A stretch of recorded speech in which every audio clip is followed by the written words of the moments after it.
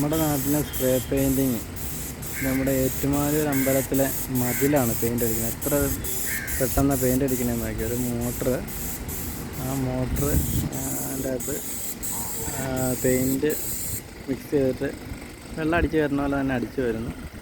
അവരാ സ്പ്രേ ചെയ്ത് അടിക്കുന്നത്. വളരെ ഫാസ്റ്റല്ലെന്ന് നോക്കി. അടിപൊളി.